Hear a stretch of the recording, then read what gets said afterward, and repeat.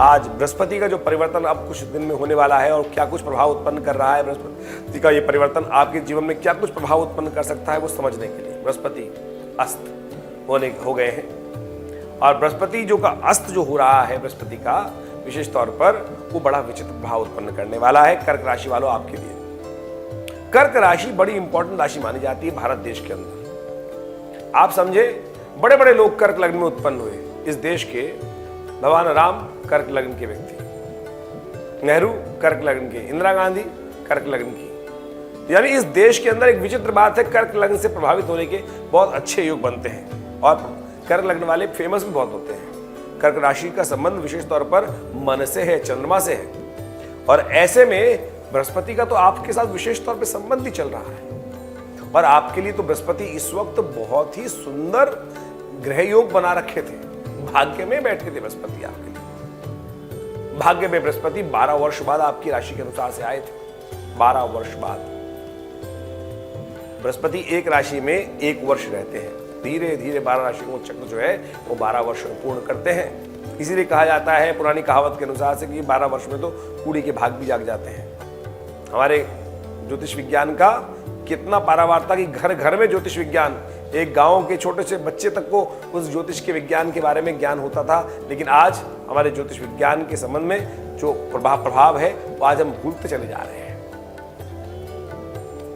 नववर्ष आरंभ हुआ है, पिंगल नाम का संवत आरंभ हुआ है और ये संवत का प्रभाव जो है बड़ा ही विचित्र प्रकार का है, विप्लवकारी है और साथ साथ द्वंद्वकारी है। आपस में विरोध का योग देता है, टकराव की स्थिति उत्पन्न करता है, प्राइजों में वृद्धि करता है, मूल्य वृद्धि कराता है, विरोध उत्पन्न करता है। इसका प्रभाव ही ऐसा है और समाज में आज स्थिति भी वैसी बनी हुई है। अशांति का वातावरण रहेगा, दुर्घटनाओं का वातावरण रहेगा और स्थिति जो है वो विशेष तौर पर दिखाई देती है कि वर्ष के आरंभ में ही बृहस्पति का अस्त होना और उसके बाद सूर्य का राहु के साथ चला जाना, ये सारे के सारे जो हैं वो कहीं ना कहीं कुछ परेशानी होने के योग दिखाते हैं। बृहस्पति ज्ञान के देवता हैं, बुद्धि के देवता हैं और देव गुरु हैं। जब ज्ञान का अस्त हो जाता है तब समझे अज्ञानता का उदय हो जाता है।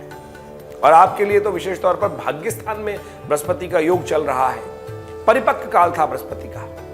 बृहस्पति अपने पूर्ण स्विंग में थे और पूरी तरह से 12 वर्ष बाद जिस प्रकार से जिस ग्रह योग में बनाने का काम कर रहे थे, उड़ते चले जा रहे थे। परिवर्तन का योग था 21 मई अप्रैल को और उससे पहले बृहस्पति जब पूर्ण लाभ देने की स्थिति में थे, भाग्य का अंतिम बनेटी घूमने के लिए थी, तब जाकर बृहस्पति का अस्त हो जाना ये एक अच्छे संकेत नहीं आपकी राशि के अनुसार से।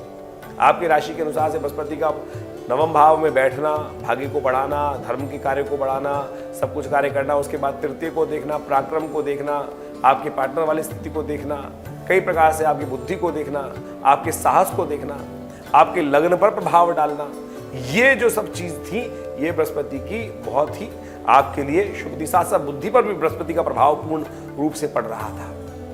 और इन सब चीजों, बृहस्पति का पंचम में जब दृष्टि पड़ रही थी, ज्ञान की पर ज्ञान दृष्टि पड़ रही थी, संतान पर दृष्टि पड़ रही थी, तो सब जगह से एक छाता दे रखा था बृहस्पति ने। ऐसे में बृहस्पति का अस्त हो जाना ये ठीक नहीं दिखाई देता।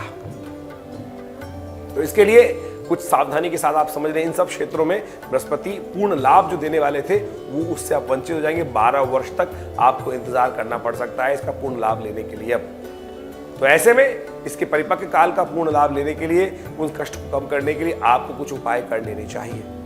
सबसे श्रेष्ठ उपाय हमें दिखाई देता है कि भगवान शिव का अभिषेक धर्म के द्वारा, धर्मरत कार्य, धर्म अस्त होने जा रहा है।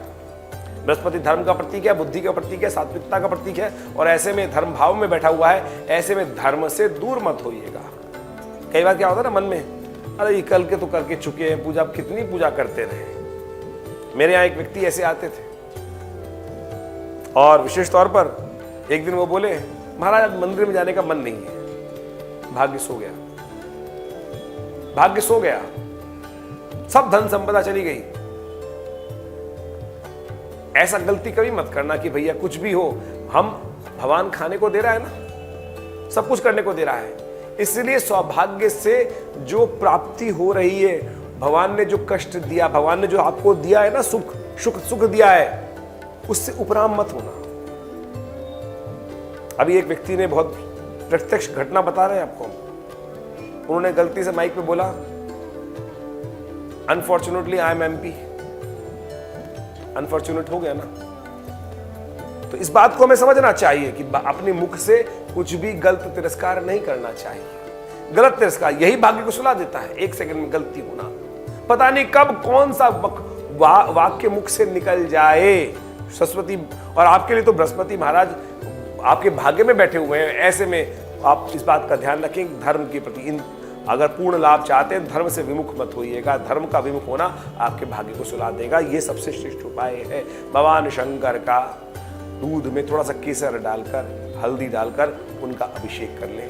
केसर डाल लें तो बहुत श्रेष्ठ रहेगा, सबसे श्रेष्ठ है। और उसके बाद यदि गाय के दूध से भगवान का अभिषेक कर सकें नित्यपति तो बहुत ही सुंदर रहेगा। ओम नमः शिवाय का जप करते हुए त्र्यंबकम यजामहे सुगंधिम पुष्टिवर्धनम उर्वारुकमिव बंधनान् मृत्योर्मुक्षीमामृतात्। इस मंत्र का जप करते हुए भगवान का अभिषेक दूध से कर लीजिए।